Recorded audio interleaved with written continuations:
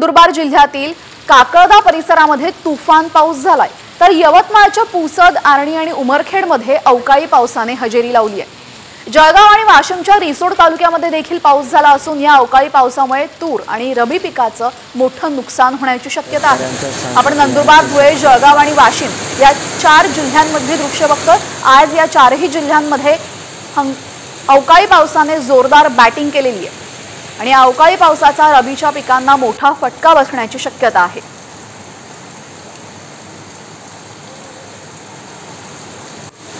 काकळदा गावात मुसळधार पाऊस पडत आहे। तर जळगाव आणि अहिल्यानगर जिल्ह्यामध्ये पुढील 24 तासांमध्ये मेघगर्जना आणि विजांच्या कडकडाटासह वादळी वाऱ्यासह गारपीट होण्याचा अंदाज व्यक्त करण्यात आलेला आहे। या जिल्ह्यांना आता ऑरेंज अलर्ट देण्यात आला असून हवामान खात्याने वर्तवलेल्या अंदाजानुसार राज्यातील मध्य महाराष्ट्र, मराठवाडा आणि विदर्भामध्ये पुढील 2 दिवस मेघगर्जना, विजांच्या कडकडाटासह वादळी वाऱ्यासह जोरदार पाऊस पडणार आहे।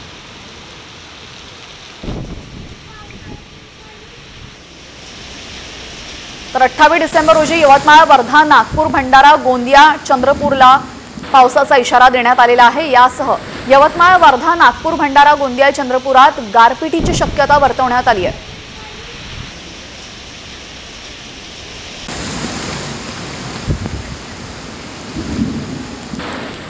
तर ऐन थंडीमध्ये पुणेकरांना स्वेटर सोबतच रेनकोट घेऊन जाण्याची शक्यता निर्माण झाली, कारण पुण्यामध्ये पुढील 2 दिवस मेघगर्जना आणि वादळी वाऱ्यांसह पाऊस पडण्याची शक्यता पुणे वेधशाळेने वर्तवली आहे। गेल्या 24 तासांमध्ये पुणे शहरासह जिल्ह्यातील हवामान बदलामुळे कमाल आणि किमान तापमानामध्ये 1 ते 2 अंशांनी वाढ झाली आहे। पुण्यामध्ये पुढील 2 दिवस पावसाची शक्यता पुणे वेधशाळेने वर्तवलेली आहे। मेघगर्जनेसह पावसाचा अंदाज यावेळेस वर्तवण्यात आला असून सर्वसामान्य नागरिकांनी आणि शेतकऱ्यांनी काळजी घेण्याचे आवाहन हवामान खात्याकडून वर्तवण्यात आलेले आहे।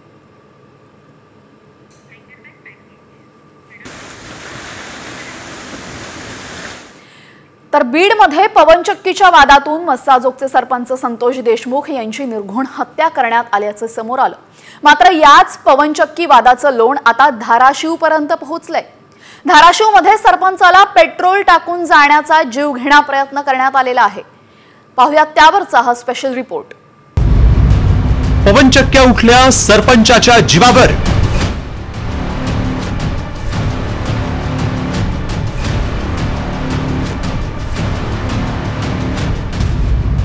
सरपंचाला पेट्रोल टाकून जाळण्याचा प्रयत्न।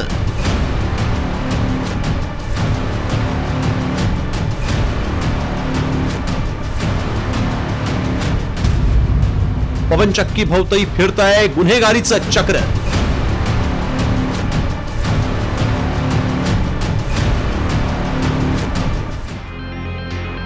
बीडच्या मस्साजोगचे सरपंच संतोष देशमुखांची अत्यंत क्रूर पद्धतीने हत्या करण्यात आली। या हत्येमागे मस्साजोगमधील पवनचक्कीचा वाद असल्याचं समोर आलं। या प्रकरणाने राज्यातलं वातावरण पेटलं असतानाच धाराशिव जिल्ह्यातील तुळजापुरात मस्साजोग प्रकरणाची पुनरावृत्ती घडली आहे। तुळजापूरच्या मेसाई जवळगा गावचे सरपंच नामदेव निकम यांच्यावर हल्ला करत त्यांना जिवंत जाळण्याचा प्रयत्न करण्यात आल्याचा एक धक्कादायक प्रकार घडलाय। या हल्ल्यात सरपंच नामदेव निकम आणि त्यांचे भाऊ जखमी झाले। हा हल्ला पवनचक्कीच्या वादातून घडल्याचा संशय सरपंच नामदेव निकम यांनी व्यक्त केला। ऍक्च्युअली लाईटचं काम बघायला गेलो मी। गावात दिवसभर लाईट नव्हती। आमच्या गावात शेळ्या चोरीला गेल्या म्हणून मी लाईटीचं काम बघायला गेलो। लाईटीचं काम बघून येताना माझ्यावर हमला। मी पहिल्यांदा बाईट दिली तर त्याच्यामुळे तर असं माझं वैयक्तिक म्हणणं आहे की असं वाटतं। सरपंच नामदेव निकम यांच्या गाडीवर हल्ला नेमका कधी आणि कसा झाला पाहूयात। नामदेव निकम बारुळ गावातून मेसाईकडे परतताना हल्ला। दोन्ही बाजूंनी आलेल्या बाईक स्वारांकडून गाडीवर दगडफेक करत पेट्रोलचे फुगे फेकले। गाडीचा वेग वाढताच गाडीवर अंड्याचा मारा। अंड्यामुळे समोरचं दिसेनासं झाल्यामुळे सरपंचांनी गाडी थांबवली। गाडीचा वेग कमी होताच गाडी पेटवण्याचा प्रयत्न। तुळजापूरमध्ये घडलेल्या घटनेनंतर धाराशिव पोलीस ऍक्शन मोडवर आले। 4 आरोपींवर गुन्हा दाखल करत पोलिसांनी गुंडागर्दी खपवून घेणार नसल्याचा इशारा दिलाय।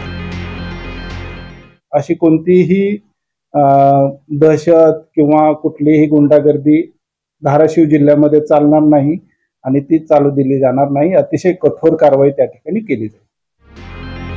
मराठवाड्यात पवनचक्क्यांचे अनेक प्रकल्प उभे राहत आहेत, मात्र या प्रकल्पांच्या मुळाशी गुन्हेगारीचं विश्व फोफावत आहे। गेल्याच आठवड्यात याच मेसाई जबळगे गावात पवनचक्की प्रकरणात शेतकऱ्यांवर गुंडांनी हल्ला केला होता। त्यानंतर आता पवनचक्कीच्या या वादात सरपंचांना टार्गेट केलं जात आहे। त्यांची नेमकी कारणं काय आहेत पाहूया। पवनचक्की प्रकल्पासाठी ग्रामपंचायतीच्या एनओसीची आवश्यकता। प्रकल्पाला होणाऱ्या विरोधातून मार्ग काढण्यासाठी सरपंचांची भूमिका महत्वाची। पवनचक्की प्रकल्पामुळे सरपंच आणि सदस्यांना आर्थिक फायदा होतो। पवनचक्कीसाठीच्या इतर कंत्राटासाठी काही गुंड हे कंपनीवर दबाव आणतात। कंपनीकडूनही दहशत निर्माण करण्यासाठी गुंडांना कामावर ठेवलं जातं। आर्थिक संघर्ष खून आणि मारामारीपर्यंत पोहोचतो। पवनचक्की प्रकल्पातून मोठ्या प्रमाणावर वीज निर्मिती होत असते, मात्र या महाकाय पवनचक्कीच्या मुळाशी पसरणारं गुन्हेगारीचं हे चक्र मोडून काढण्याची नितांत गरज आहे। बालाजी सुरवसेसह ब्युरो रिपोर्ट, साम टीव्ही न्यूज, धाराशिव। कशा पद्धतीने पवनचक्क्या या सरपंचांच्या जीवावर उठलेल्या आहेत हे आपण पाहिलं। आता बीड मधील मस्साजोग इथल्या सरपंच संतोष देशमुख हत्या प्रकरणावरून राज्यातील वातावरण चांगलंच तापलं असून जवळजवळ सर्वच स्तरातून या घटनेचा निषेध व्यक्त केला जातोय। आता या घटनेविरोधात लातूर जिल्ह्यातील रेणापुरामध्ये आक्रोश मोर्चाचं आयोजन करण्यात आलं होतं। रेणापूर तालुक्यातील 50 पेक्षा जास्त गावातून लोक या आक्रोश मोर्चामध्ये सहभागी झाले। रेणापूर इथल्या श्रीराम विद्यालय ते तहसील कार्यालय असं या आक्रोश मोर्चाचं आयोजन करण्यात आलेलं, तर विविध सामाजिक संघटनांनी या मोर्चामध्ये सहभाग घेतला। या मोर्चात संतोष देशमुख यांची मुलं सुद्धा सहभागी झाली होती। या मोर्चाच्या मार्फत रेणापूरचे तहसीलदार मंजुषा भगत यांना मागण्यांचं निवेदन देण्यात आलं।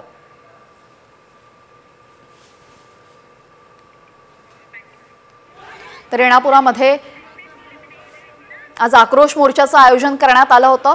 सरपंच संतोष देशमुख हत्या प्रकरणासंदर्भात या आक्रोश मोर्चाचं आयोजन करण्यात आलेलं, यामध्ये संतोष देशमुख यांची मुलं सुद्धा सहभागी झाली होती। लातूरमधली दृश्य बघतोय, या मोर्चाला उदंड असा प्रतिसाद सुद्धा मिळाला आणि या मोर्चामध्ये त्यांची मुलं सुद्धा सहभागी झाली होती। रेणापुरातील आक्रोश मोर्चामध्ये सरपंच संतोष देशमुख यांची मुलं सुद्धा सहभागी झाली होती। वडिलांच्या हत्येच्या घटनेमध्ये जे सर्व लोक आहेत त्या सर्व दोषींना तात्काळ अटक करून योग्य ती कारवाई करावी अशी मागणी मृत सरपंच संतोष देशमुख यांची मुलगी वैभवी संतोष देशमुख हिनं केली। वैभवी देशमुख यावेळेस बोलताना भावुक झाली आणि वैभवीला अश्रू अनावर झाले। न्याय मिळेपर्यंत हा लढा लढत राहणार असल्याची प्रतिक्रिया तिने दिलेली आहे। तर वैभवी भावुक झाल्याचं पाहून मोर्चेकरांना सुद्धा अश्रू अनावर झाले। या ठिकाणी जो कॅमेरा लावलेला आहे तिथं जागा करा, मीडियाच्या तरी या कोणी करणार नाही। या मीडियाच्या बांधवांनी या ठिकाणी जो कॅमेरा लावलेला आहे तिथं जागा करा, मीडियाच्या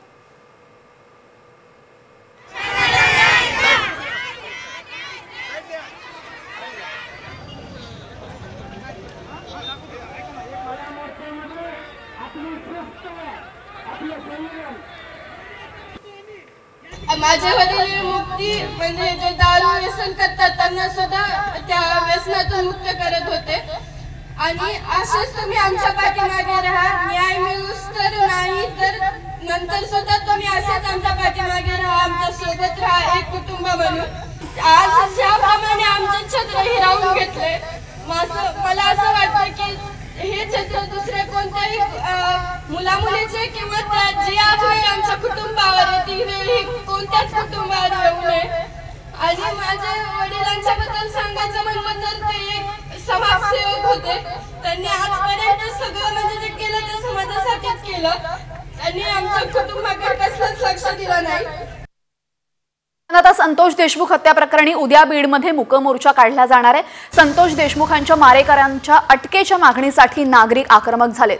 बीड जिल्हाधिकारी कार्यालयावर हा मोर्चा काढला जाणार आहे आणि डॉक्टर बाबासाहेब आंबेडकर यांच्या पुतळ्यापासून हा मोर्चा निघणार आहे। या मोर्चाच्या पार्श्वभूमीवर बीड शहरामध्ये बॅनर्स लावण्यात आलेत। पोलिसांचा सुद्धा तगडा बंदोबस्त उद्या ठेवण्यात येणार आहे।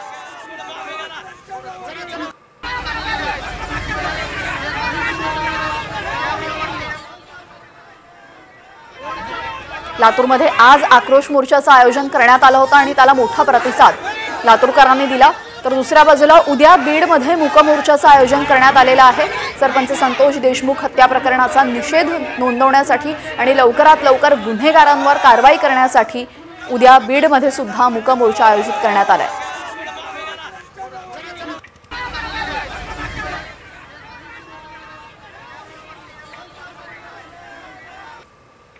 उद्याचा जो सर्वपक्षीय सर्व धर्मीय असा जो मोर्चा आहे, त्या मोर्चाच्या अनुषंगाने आपण बीड शहर आणि पूर्ण जिल्ह्यामध्ये मोठ्या प्रमाणात बंदोबस्त लावलेला आहे। यामध्ये प्रामुख्याने आपण जिल्ह्यातून जवळपास 400 अंमलदार, त्याचप्रमाणे ट्रॅफिकचे 70 ते 80 अंमलदार, तसेच वरिष्ठ अधिकारी, यामध्ये 4 DYSP, त्याचप्रमाणे इन्चार्ज ऑफिसर्स आणि 1 ॲडिशनल SP असा बंदोबस्त लावलेला आहे।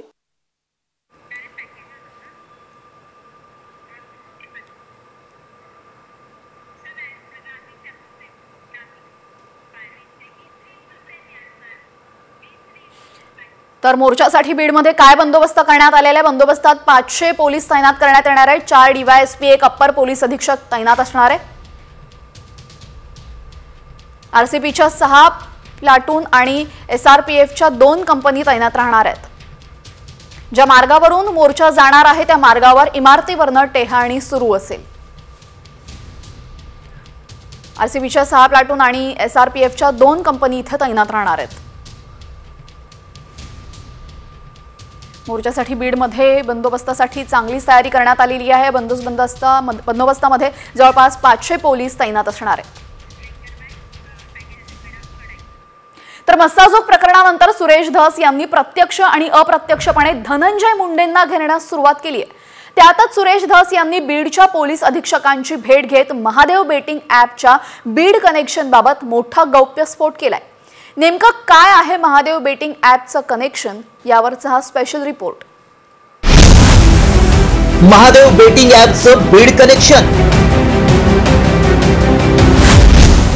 बीड मध्ये झाला 9 अब्जांचा घोटाळा। परळीच्या आकाचा नवा पॅटर्न। कोट्यावधी रुपयामध्ये घोटाळा हा महादेव ॲपच्या माध्यमातून बीड जिल्ह्यामध्ये झालेला आहे। ऐकलत, भाजप आमदार सुरेश धस यांनी बीड जिल्ह्यात महादेव ॲपच्या माध्यमातून अब्जावधी रुपयांचा घोटाळा झाल्याचं सांगत आरोपांची राळ उडून दिली आहे। याआधी कायदा सुव्यवस्था, त्यानंतर बोगस पीक विमा घोटाळा यावरून भाजप आमदार सुरेश धस यांनी मंत्री धनंजय मुंडेंविरोधात मोर्चा उघडलाय। त्यातच आता बीडचे पोलीस अधीक्षक नवनीत कावत यांची भेट घेत धस यांनी पुन्हा एकदा मोठा गौप्यस्फोट केलाय। माझ्या मतदारसंघातलं एक टोकाचं गाव आहे टेंभुर्णी। या टेंभुर्णी गावाच्या तिथं एकाच व्यक्तीच्या नावावर गोविंदजी 9 अब्ज रुपयाचं ट्रान्झॅक्शन झालंय। 9 अब्ज।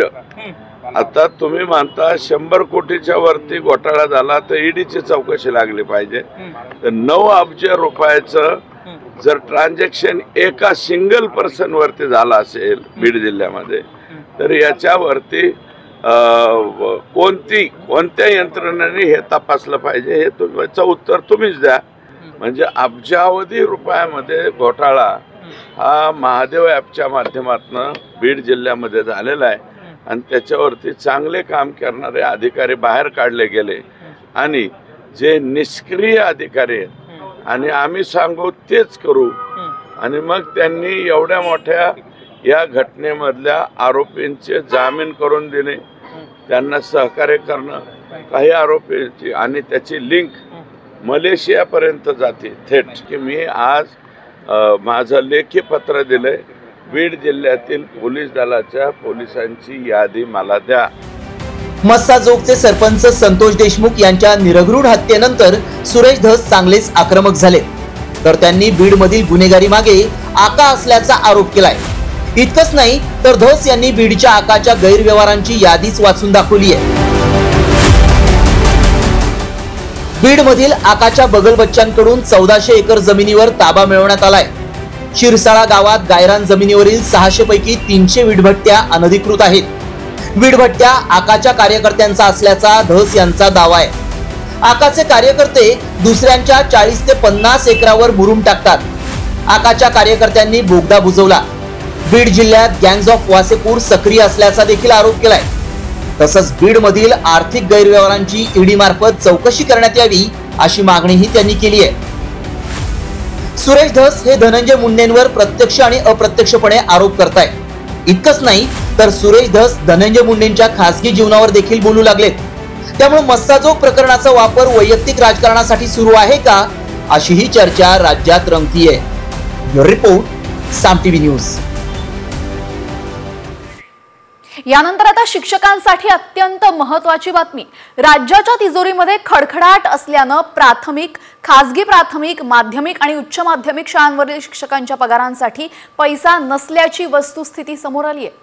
त्यामुळे आता राज्यातील 4 ते 4.5 लाख शिक्षकांना डिसेंबरच्या पगारासाठी नववर्षामध्ये काही दिवसांची वाट पाहावी लागणार आहे. शिक्षकांच्या पगारासाठी वेतन अधीक्षकांकडे प्रत्येक महिन्याच्या साधारणतः 25 तारखेपर्यंत निधी उपलब्ध होतो आणि त्यानंतर 1 ते 5 तारखेपर्यंत पगार वितरित होतो. मात्र आता 27 तारीख उजाडली तरी देखील सरकारकडून पगारासाठी निधी मिळालेला नाहीये. कोरोना काळानंतर प्रत्येक महिन्याला बजेट येत आहे, अनुदान वितरित केले जाते. पण अनुदान वितरित करण्याची जी प्रक्रिया आहे किंवा जी वेळ आहे ती या डिसेंबर महिन्यामध्ये आज 26 तारखेनंतर सुद्धा अनुदान प्राप्त झालेलं नाही. जर दर महिन्याला 20 तारखेला जर बजेट प्राप्त झालं तर सर्व प्रक्रिया पार होऊन शिक्षकाच्या खात्यावर 1 तारखेला वेतन जमा होईल. परंतु बजेटच उशीर आल्यामुळं आता इथून परत 8 दिवस तरी पगार लांबणीवर पडतील आणि त्याचा सर्व परिणाम शिक्षकांच्या इतर बाबीवर होणार आहे. तर राज्यातील शिक्षकांची आकडेवारी आणि पगाराची स्थिती नक्की कशी आहे ते आपण जाणून घेऊयात. शिक्षक आणि शिक्षकेतर कर्मचारी मिळून 4.5 लाख कर्मचारी आहेत. दरवर्षी पगारासाठी जो निधी उपलब्ध होतो तो असतो 68,000 कोटी रुपयांचा. दरमहा लागणारा निधी आहे 5,500 कोटी रुपये. तर दरमहा पगाराची तारीख असते 1. तर लाडकी योजनेचा परिणाम हा दुसऱ्या खात्यावर होणार नाही असं म्हणत महिला बालकल्याण मंत्री अदिती तटकरे यांनी या संदर्भात माहिती दिलेली आहे. शिक्षकांचा पगार उशिरा होणार ही अफवा असल्याचं अदिती तटकरे यांनी सांगितलंय. लाडक्या बहिणीचा तुम्ही हप्ता म्हणजे सुरुवात झाली तर दुसरीकडे शिक्षकांचे जे पगार आहेत यामुळं 2 ते 4 दिवस किंबहुना उशिरा होण्याची शक्यता वर्तवली जाते. कारण रात्री उशिरा हा पूर्ण जो पैसा आहे तो लाडक्या बहिणीसाठी वर्ग करण्यात आला अशी शक्यता आहे. त्यामुळं सगळे शिक्षक ही अतिशय चुकीची माहिती ही तुम्हाला मिळालेली आहे. नागपूरच्या अधिवेशनाच्या वेळेलाच जर आपण सगळ्यांनी माहिती घेतली असेल तर त्यावेळेलाच जो डिसेंबर महिन्याचा हप्त्याचा निधी आहे 1400 कोटीचा हा विभागाला प्राप्त झालेला आहे आणि याला साधारणपणे आता 10 ते 15 दिवस झालेले आहेत. त्याच्यामुळे दुसऱ्या कुठल्याही विभागाचा निधी हा महिला व बालविकास विभागाला लाडक्या बहीण योजनेला देण्यात आलेला नाही आहे. हा साधारणपणे दर महिन्याच्या हप्त्यासाठीचा जो निधी आहे हा 10 दिवसापूर्वी आम्हाला प्राप्त झाला आणि आचारसंहितेच्या कालावधीमध्ये 1-1.5 महिन्याच्या कालावधीमध्ये जो लाडक्या बहिणीचा हप्ता आचारसंहितेमुळे स्थगित होता त्याची सुरुवात आम्ही केलेली आहे आणि याचा दुसऱ्या कुठल्याही विभागाच्या निधीशी काही संबंध नाही. तर लाडकी बहीण योजनेमुळे शिक्षकांचा पगार हा लांबणीवर जाणार नाही असं अदिती तटकरे म्हणाले. आता बातमी आहे नायलॉन मांजा संदर्भातली. छत्रपती संभाजीनगर शहरामध्ये नायलॉन मांजा विकला तर थेट खुनाच्या प्रयत्नाचा गुन्हा दाखल होणार आहे. अशा पद्धतीचा गुन्हा दाखल करण्यासाठी पाऊल टाकणारं छत्रपती संभाजीनगर हे राज्यातलं पहिलं शहर ठरलंय. मांजा विकणाऱ्या दुकानदारासोबतच जे खरेदी करतायत त्यांच्यावर आणि अल्पवयीन मुलांच्या पालकांवर गुन्हा दाखल केला जाणार आहे. लोकांचे जीव जाऊ नयेत म्हणून छत्रपती संभाजीनगर शहर पोलिसांनी हे कठोर पाऊल उचललंय. सर्व मांजा विक्रेते, त्याचबरोबर पतंग विक्रेते, त्याचबरोबर ट्रॅव्हल एजन्सीज, कुरिअर एजन्सी सगळ्यांच्या बैठका घेतलेल्या होत्या. गुन्हे दाखल पण केलेले होते, परंतु तरी देखील मांजा विक्री नायलॉनची ही सुरूच होती.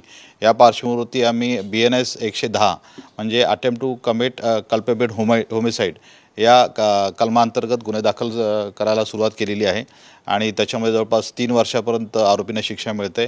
आम्ही आरोपींची आता PCR पण घेतलेले आहेत आणि त्याच्यामुळे निश्चितच प्रभावी कारवाई ही ह्या नायलॉन मांजा विक्रेत्यांवरती आम्ही करायला सुरुवात केलेली आहे. आतापर्यंत आम्ही असे 8 गुन्हे आम्ही आयुक्तालयात दाखल केलेले आहेत.